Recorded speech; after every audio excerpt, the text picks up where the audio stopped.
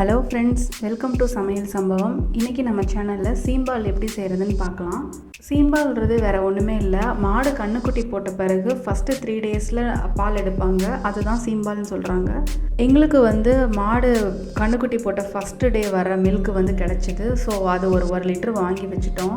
அதில் தான் இந்த ஸ்வீட் பண்ண போகிறோம். இது ரொம்ப ஈஸியாக பண்ணிடலாம். மாடு கன்றுக்குட்டி போட்ட ஃபஸ்ட்டு டே வர மில்க்கு ரொம்ப திக்காக இருக்கும். அந்த பாலில் இருந்து தான் நம்ம இந்த சீம்பால் ஸ்வீட் பண்ண போகிறோம். செகண்ட் டே 3rd டே வர மில்க் இந்தளவு திக்காக இருக்காது. சீம்பால் 1 லிட்டர் எடுத்திருக்கேன். அடுத்ததாக 1/4 கிலோ ஜீனி, வெல்லம் கூட சேர்த்துக்கலாம். இப்போது இந்த சிம்பிளான ரெசிபி எப்படி செய்கிறதுன்னு பார்க்கலாம் வாங்க. இப்போது ஒரு பேனில் அந்த பாலை சேர்த்துடுறேன். பாருங்கள் எவ்வளோ திக்காக இருக்குன்னு. கன்றுக்குட்டி போட்ட உடனே மாடு கொடுக்குற ஃபஸ்ட்டு மில்க் இது இவ்வளோ திக்காக இருக்கும். உடம்புக்கும் ரொம்பவே நல்லது.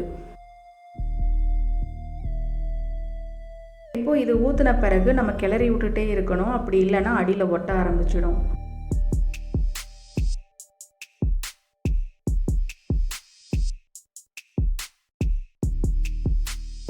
இப்போ பாருங்கள் கொஞ்சம் திரளாக வருது.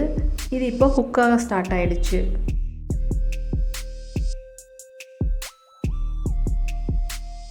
இந்த மாதிரி திக்காக வந்துகிட்டே இருக்கும். நீங்கள் கையெடுக்காமல் கிண்டிகிட்டே இருக்கணும். பாருங்கள் எவ்வளோ திக்காக வந்திருக்குன்னு.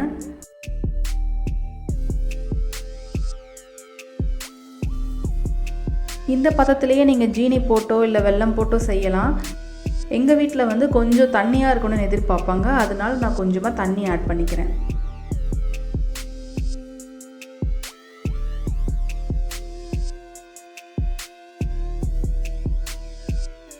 இப்போது இது நல்லா வெந்துருச்சு.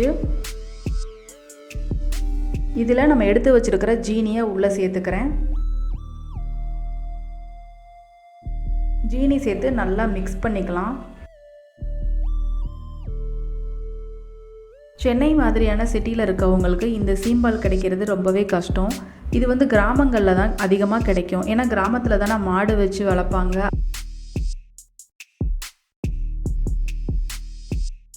இப்போது ஜீனி எல்லாமே கரைஞ்சிருச்சு. இது ரெடியாக இருக்குது. இது கூட மேலே கொஞ்சமாக குங்குமப்பூ வச்சு நம்ம சர்வ் பண்ணிடலாம். இந்த சீம்பாலை சூடாக குடித்தாலும் நல்லாயிருக்கும். இல்லை ஃப்ரிட்ஜில் வச்சு கூல் பண்ணி குடித்தாலும் ரொம்பவே நல்லாயிருக்கும். நீங்களும் இந்த ரெசிபி உங்கள் வீட்டில் ட்ரை பண்ணி பார்த்துட்டு எப்படி இருக்குன்னு சொல்லுங்கள்.